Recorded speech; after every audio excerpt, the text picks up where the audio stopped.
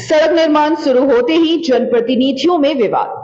झरिया के पाथरडी से मोहलवनी बिरसा पुल जाने वाली मुख्य सड़क के निर्माण कार्य की शुरुआत होते ही वार्ड 51 के जनप्रतिनिधियों के बीच विवाद खड़ा हो गया। सड़क निर्माण किस दिशा से शुरू किया जाए, इसे लेकर पार्षद वीरेंद्र कुमार और पूर्व पार्षद पुष्पा शुभकार के साथ पार्षद प्रत्याशी पायल शुभकार आमने सामने आ गए। वार्ड 51 के पार्षद वीरेंद्र कुमार का कहना है कि महापौर संजीव सिंह के निर्देशानुसार सड़क निर्माण कार्य पश्चिम दिशा से शुरू किया जाना चाहिए। वहीं पार्षद प्रत्याशी पायल शुभकार पूर्व दिशा से निर्माण शुरू करने की मांग कर रही हैं, जिससे मौके पर विवाद की स्थिति बन गई। वीरेंद्र कुमार ने बताया कि उन्होंने सड़क निर्माण में हो रही देरी की जानकारी महापौर को दी थी। उनके अनुसार प्रबंधन ने 6 से 7 हाईवा मिट्टी और पत्थर गिराकर काम अधूरा छोड़ दिया था तथा प्रबंधन और आउटसोर्सिंग कंपनी पर साजिश के तहत निर्माण कार्य रोकने और टाल मटोल करने का आरोप लगाया। उन्होंने कहा कि शिकायत मिलने के बाद महापौर ने महाप्रबंधक से फोन पर बात कर तत्काल निर्माण कार्य शुरू कराने का निर्देश दिया, जिसके बाद सड़क निर्माण फिर से शुरू हुआ। वीरेंद्र कुमार ने कहा कि जब तक सड़क का निर्माण पूरा नहीं हो जाता वे मौके पर डटे रहेंगे।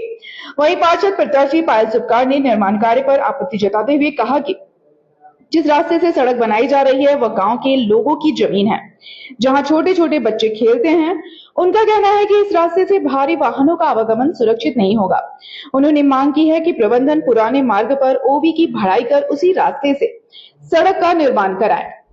आज मैं झरिया ब्लॉक गया था मैया सम्मान योजना का पता करने। 5 महिला हमारे साथ थी और संयोग ऐसा हुआ कि मेयर साहब की गाड़ी उधर से गुजर रही थी तो मैं मेयर साहब को ऑफिस में गया, मेयर साहब से मिला और वस्तु स्थिति को जब मैं बताया तो वो बोले कि मैं तो 7 तारीख को अगले बार 2 बजे आया था तो निर्देश दे दिया था। तो बोले हम कि 8-10 हाईवा माल गिराया सर, उसके बाद रोड को जैसे है वैसे है और डेली बहानाबाजी मैनेजमेंट कर रहा है। आउटसोर्सिंग कंपनी बहानाबाजी कर रही है, कभी पिलोडर नहीं है, कभी ये ब्रेक डाउन है, कभी वो है। तो मेयर साहब तुरंत फ़ोन लगाएं, जीएम साहब को लगाएं, उसके बाद जो आउटसोर्सिंग चला रहा कंपनी उसको फ़ोन लगाएं, प्रोजेक्ट जो चला रहा है उसको लगाएं। सारे लोगों को लगाकर वार्ता हुई और उन्होंने कहा है कि अभी तुरंत रोड का काम आप चालू कीजिए पश्चिम की ओर से, जहां मैं खड़ा था।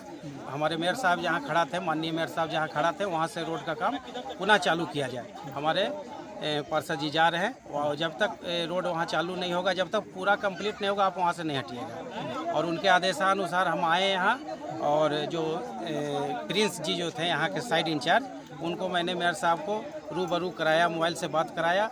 उन्होंने रास्ता को चालू कर दिया, बनने के लिए कार्य चालू हो गया प्रगति से और आज उम्मीद है कि 10-11 बजे तक रोड कंप्लीट हो जाएगा। फिर क्या हुआ? अभी नहीं, ऐसा कुछ बात नहीं है। सारे लोग ग्रामीण सब लोग समर्थन में हैं, सारे ग्रामीण का समर्थन मिल रहा है और रोड तो सबका है, किसी एक का नहीं है, इसलिए सारे लोग समर्थन में हैं। रोड बनेगी और बढ़िया से बनाएगा आउटसोर्सिंग कंपनी।